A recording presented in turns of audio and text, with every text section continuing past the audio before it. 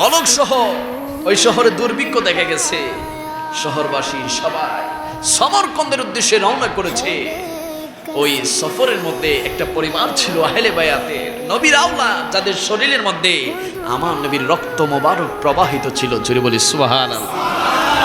সমরকন্দে গেলেন। ওই আহলে বায়াতের মধ্যে একজন বৃদ্ধ মহিলা তার 2 জন সন্তানকে নিয়ে সমরকন্দে গেলেন। একটা মসজিদের পাশে তখনকার একটা মুসাফির খানা ছিল। সুবহানাল্লাহ বলি না? ওই বৃদ্ধা মা আহলে বায়াতের সদস্য, তিনি তিনার 2 জন সন্তানকে নিয়ে মুসাফির খানার মধ্যে অবস্থান করলেন, বিশ্রাম নিলে। সন্তানদেরকে বসিয়ে তিনি বেরিয়ে পড়লেন খাবারের সন্ধানে, রিজিকের সন্ধানে।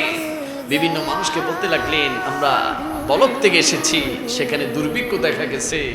এখানে কি এমন কেউ আছে যারা আমাকে সাহায্য করবে, আমার সন্তানদের খাবারের ব্যবস্থা করে দিবে? এমন কেউ কি এখানে আছে? একজন ব্যক্তি বলতে লাগলে, এই শহরে একজন নামকরা হাজী আছে, বড় দানবী, তার কাছে গেলে হয়তো আপনি কিছু পাবেন। তিনি মানুষকে দান করে ভালোবাসে। চলে গেলেন ওই আহলে বায়াতের সদস্য সৈয়দ জাদি, যিনি রসুলের পাকের শরীর মোবারকের রক্ত মোবারক তার শরীরে প্রবাহিত। সুবহানাল্লাহ।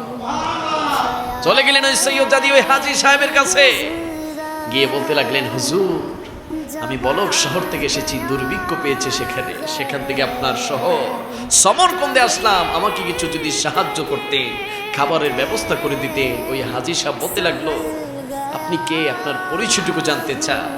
তিনি বললেন, আমি হচ্ছি রসুলের আওলাদ, আমি সৈয়দ জাদি, আমার শরীরের মধ্যে রসুলের পাকের রক্ত মোবারক প্রবাহিত রয়েছে। যদি বলি না সুবহানাল্লাহ। হাজী বলতে লাগলেন, কি বলছে, আপনি রাসূলুল্লাহর আওলাদ? হ্যাঁ, আমি নবীজির আওলাদ। আপনার কাছে কোন প্রমাণ আছে? সৈয়দ জাদি মাথাটা নিচু করে বলতে লাগলে, ও হাজী শাহ, আমার কাছে তো তেমন কোনো প্রমাণ নাই, অসুবিধা নাই, আপনার সাহায্য করতে হবে না, আপনার সহযোগিতা করতে হবে না, আমি চলে যাচ্ছি। ওই সৈয়দ জাদি নবীর আওলাদ মাথাটা নিচু করে মনটা নরম করে তিনি ওই হাজীর দরবার থেকে বেরিয়ে গেলে পথিমধ্যে আরেকজন লোকের সন্ধান পেলে, কে আপনি, কোত্থেকে এসেছেন? সৈয়দ জাদি বলতে লাগলেন, আমি বলক শহর থেকে এসেছি, দুর্ভিক্ষ লেগেছে, খাবারের সন্ধানে, সাহায্যের সন্ধানে হাজী সাহেবের কাছে এসেছিলাম। তিনি আমার পরিচয় চেয়েছে, আমার তো পরিচয় দেওয়ার ক্ষমতা নাই, এজন্য আমি চলে যাচ্ছি। দাঁড়ান মা, আপনার জন্য আরেকটা ব্যবস্থা আছে।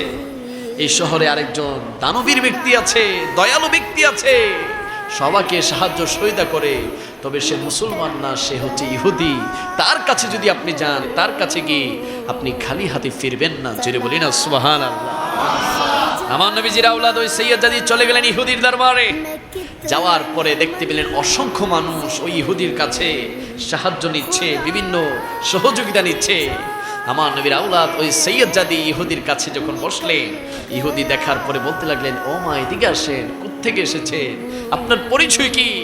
ওই সৈয়দ জাদি নবীর আওলাদ বলছেন, আমি বলক শহর থেকে এসেছি, আমার পরিচয় আমি কিভাবে দিব, আমি হচ্ছি মুসলমানদের নবী মুহাম্মদুর রাসূলুল্লাহর আওলাদ। জোরে বলি না সুবহানাল্লাহ। এই কথা বলার সাথে সাথে ইহুদি চমকে গেলেন, হায় হায়, আপনি মুসলমানদের নবীর আওলাদ? সৈয়দ জাদি বলতে লাগলেন, হ্যাঁ, আপনি কি মুসলমানদের নবীকে চিনে? কারে মুসলমানদের নবীকে তো চিনে না এমন কোন পশু নাই দুনিয়ার জমিনে। জোরে বলি না সুবহানাল্লাহ। আরে যেই নবীকে আমি ইহুদি না, বনের পশু, বনের পাখি, বনের ভাগ, বনের হরিণ, যত কিছু রয়েছে আল্লাহ সৃষ্টি, সমস্ত সৃষ্টি ওই মুসলমানদের নবীকে চিনে এবং ভালোবাসে। সুবহানাল্লাহ। কি ছানমা, কেন এসেছে? আমার শহর বলকে অভাব, দুর্ভিক্ষ লেগেছে, পেটের ক্ষুধার যন্ত্রণা সহ্য করতে না পেরে আপনার শহর সমরকন্দে এসেছি।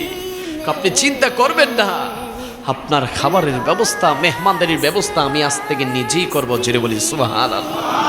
ইহুদি তার খাদেমকে ডাক দিয়ে বলতে লাগলো, ও খাদেম, ভালো করে রুম পরিষ্কার করো, মনে রাখবে আমি ইহুদির ঘরে এর আগে এত দামি মেহমান আর কখনো আসে নাই। তাদের রুমকে নতুন বিছানা দিয়ে, নতুন বালিশ দিয়ে, নতুন আসবাবপত্র দিয়ে বিছানাকে সাজিয়ে দাও। যাও, আমার যতগুলা হালাল ইনকাম আছে ওই ইনকাম থেকে বাজার করে নিয়ে আসো, নতুন ডেকসিতে, নতুন বাসনে তাদের খাবার তোমরা পরিবেশন করবে, কারণ আমার জীবনে এত দামি মেহমান আমি পাই নাই। যদি বলি না সুবহানাল্লাহ। সৈয়দ জাদি বলতে লাগলেন, আমার তো 2 জন সন্তান মুসাফির খানায় বসে আছে, আমি নিয়ে আসার ব্যবস্থা করছি আপনার সন্তানদেরকে।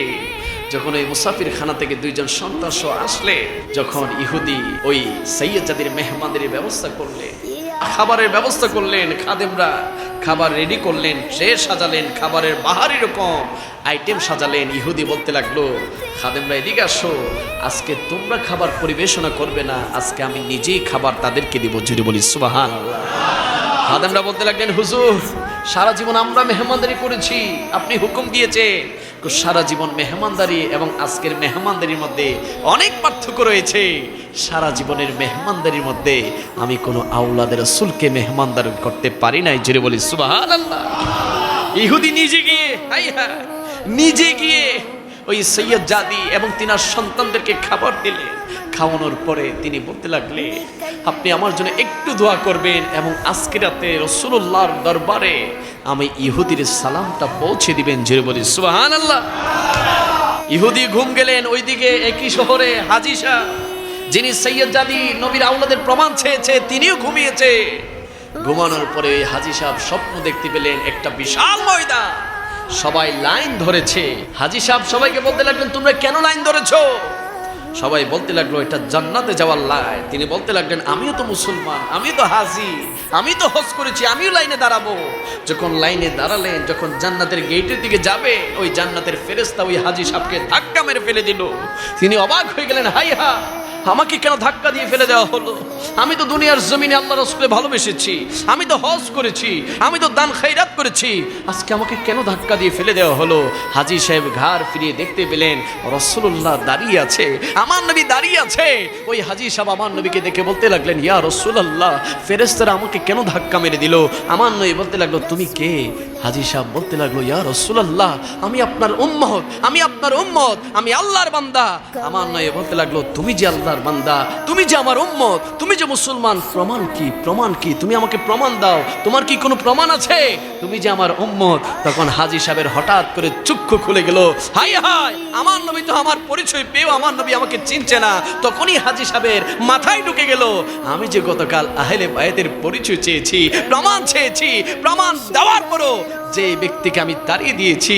তখন হাজী সাহেব ঘুম থেকে ওঠার সাথে সাথে দূরে খুঁজ দিতে লাগলেন, তছনছ করে খুঁজতে লাগলেন। ওই আহলে বায়াতের সদস্যকে খুঁজতে খুঁজতে তিনি খবর পেলেন ওই আহলে বায়াতের সৈয়দ জাদি ইহুদির ঘরে আছে।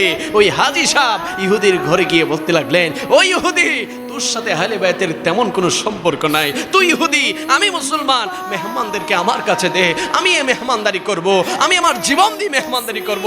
ইহুদি বলে, কালকে যদি আসতে তাহলে পাইতে, আজকে আর সুযোগ নাই, কারণ কালকে দুনিয়ার জমিনে আমি ছিলাম ইহুদি, কিন্তু রাতের বেলা আহলে বায়াতের দুয়ার বদলতে আমার নবী সশরীরে আমার ঘরে এসে আমি ইহুদিকে নবীর হাতে হাত রেখে মুসলমান বানিয়ে দিয়েছে। জোরে বলি সুবহানাল্লাহ।